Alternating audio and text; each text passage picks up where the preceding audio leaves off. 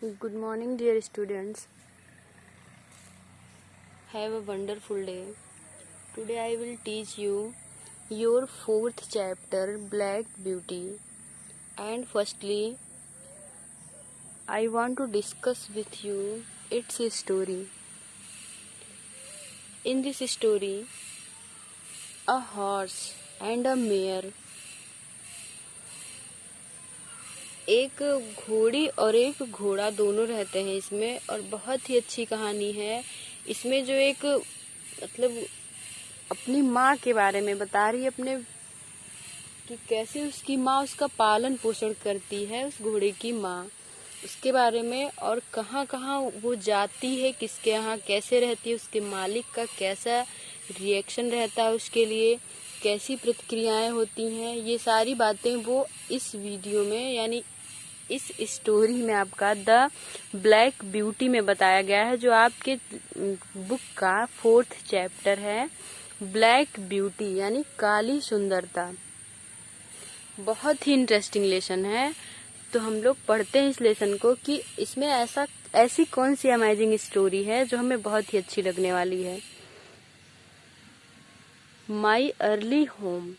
तो ये लेसन जो है ये कई भाग में बटा हुआ है, इसका पार्टीशन कई पार्ट में है। तो हम पहले पहले पार्ट को पढ़ते हैं। माई अर्ली होम यानी वो जो मेयर है वो अपने पहले घर के बारे में बताने जा रही है कि जब मैं पैदा हुई थी, अपने माँ के साथ रहती थी, तो मैं कैसी थी, कैसे मैं वहाँ रहती थी, इसके बारे में वो बता रही है। क्या बता रही है? The first place that I can remember well was a large pleasant मीडो। कह रही है वो मेयर जो गर्ल है एक, वो अपने माँ के बारे में और अपने जहाँ वो पहले रहती थी, अपने पहले घर के बारे में क्या बता रही है कि मुझे बहुत अच्छे से याद है वो जगह, जो एक बहुत ही यानी जहाँ मैं सबसे पहले रहती थी, हमारा पहला घर जो था, वो एक बहुत ही बड़ा सा लार्ज प्लीजेंट मीडो। लार्ज मतलब बड़ा होता है, और प्लीजेंट मतलब सुहावना, रमणीय, और मीडो मतलब होता है घास का स्थान, यानी एक बहुत ही बड़ा सा घास का स्थान था। I had a pond of clean water in it. और उसके अंदर यानी जो मैदान था उसके अंदर एक पॉन्ड भी था। पॉन्ड मतलब होता है तालाब। एक तालाब भी था जिसमें बहुत ही स्वच्छ पानी रहता था, clean water. Some shady trees leaned over the pond and water lilies grew at the far end. कह रही है कि सम शेडी ट्रीज यानी कुछ छायादार वृक्ष, लींड यानी झुके हुए थे उस तालाब में, और कुछ जो पानी में रहती हैं लिलीज यानी जिसको हम जल तो लोटस भी कह दें, या फिर जलकुंभी, या ऐसे भी जल के बहुत सारे फूल। देखिए लोटस आपके इसमें दिखाया भी जा रहा है इमेज में। तो वो सब भी वहाँ पे बहुत ढेर सारे थे। उसके किनारे पर भी बहुत सारे फूल थे, और उसके अंदर भी उस पॉन्ड के। Over the hedge on one side I could see our master's house. और उसके एक तरफ खड़े होकर के या बैठ करके, एक किनारे पर बैठ करके मैं अपने मास्टर का यानी अपने मालिक का घर भी देख सकती थी। मालिक का घर मतलब जहाँ पे वो रहते थे, यानी जिसके घर पे वो घोड़े रहते थे, वो उसके घर की बात कर रहे हैं कि उस प्लीजेंट मीडो से हम उनके घर को भी देख सकते थे। While I was young, जब मैं छोटी थी, I lived upon my mother's milk, और जब मैं केवल अपने माँ का दूध ही पीती थी। As I could not eat grass, और तब मैं घास नहीं खाती थी। As I could not eat grass, यानी तब मैं घास नहीं खाती थी। In the daytime, और दिन में। I ran by her side and at night I lay down close by her. यानी दिन में तो उनके साथ साथ ही मैं दौड़ा करती थी, यानी अपनी माँ के साथ साथ मैं दौड़ा करती थी दिन में। एंड एट नाइट, और रात्रि में मैं उनसे सट करके सो जाया करती थी। व्हेन इट वाज हॉट, और जब गर्मी होती थी बहुत ज़्यादा। We used to stand by the pond in the shade of trees। तो हम दोनों उसी तालाब के किनारे छायादार वृक्षों के नीचे हम खड़े हो जाते थे। When it was cold, और जब ठंडी पड़ती थी, we had a nice warm shed at one end of the meadow, तो हम उस रमणीय घास के स्थल के एक किनारे पर शेड में, यानी नीचे खूब बड़ी बड़ी घासें लगी हुई थी, उस पे घास फूस पे हम क्या करते थे, बैठते थे वहां पे। थोड़ा सा वो हमको गर्मी देता था।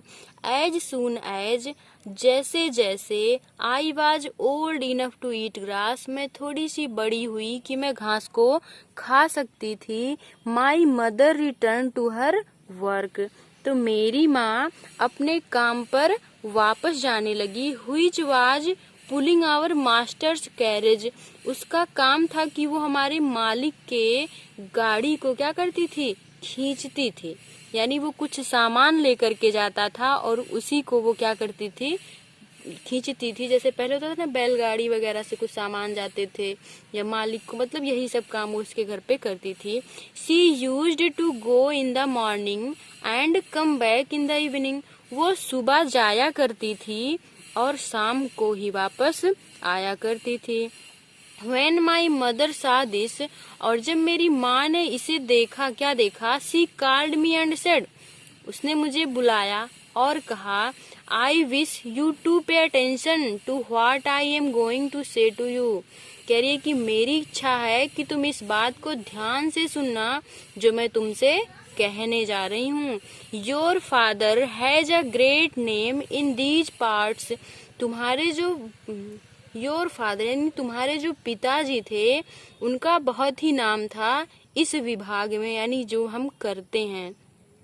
Your grandfather was a famous race horse, और जो तुम्हारे दादाजी थे वो बहुत ही महान, जो तुम्हारे दादाजी थे वो बहुत ही बड़े, बहुत ही प्रसिद्ध एक रेसर हॉर्स थे, यानी दौड़ में बहुत ही माहिर थे। एंड योर ग्रैंड मदर, और तुम्हारी दादी जी जो थी, had a very sweet temper, उनका जो मिजाज था वो बहुत ही अच्छा था। And I think you have never seen me kick or bite, और मैं यही आशा करती हूँ कि तुम भी कभी मुझे किसी को लात मारते हुए या काटते हुए नहीं दिखोगे। I hope you too will grow up gentle and good, मैं यही आशा करती हूँ, मेरी यही उम्मीद है तुमसे कि तुम भी ऐसे ही एक सज्जन मिजाज रखोगे, ऐसे ही बड़े होगे तुम। नेवर लर्न बैड, तुम कभी भी कोई भी गलत आदत नहीं सीखोगे। यानी जैसे तुम्हारी दादी जी, दादाजी और तुम्हारे फादर थे, इसी तरह से अच्छे बिहेवियर तुम्हारे भी होंगे। वेज, यानी इस बात का ध्यान देना, बैड वेज यानी नेवर लर्न बैड वेज, यानी कभी कोई गलत रास्ते पे मत जाना। Always do your work with spirit of goodwill, हमेशा अपने काम को एक अच्छी सद्भावना के साथ करना। गुडविल मतलब अच्छी सद्भावना के साथ। नेवर बाइट और किक इवन इन प्ले, चाहे तुम खेल भी खेलना, उसमें भी तुम किसी को लात नहीं मारना, हिनहिनाना नहीं बिल्कुल भी।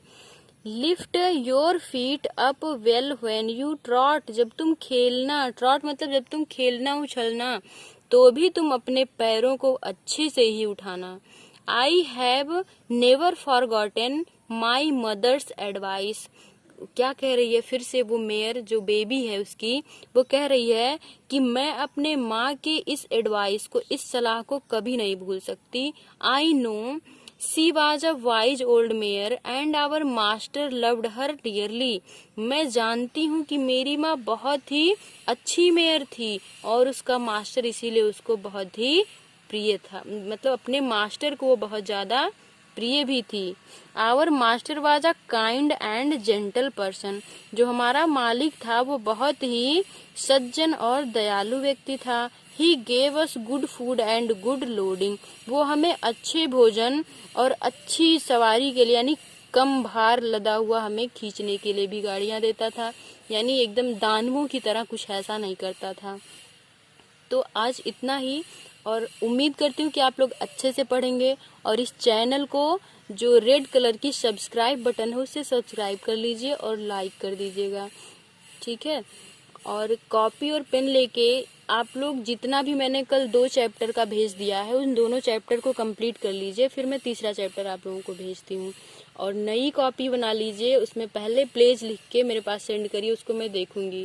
और जियो मीट जो ऐप है उससे आप लोगों की समाधान क्लास चलेगी, जिसपे हर बच्चे को वो अपनी बुक दिखानी, नोटबुक जो रहेगी उसको दिखानी भी होगी।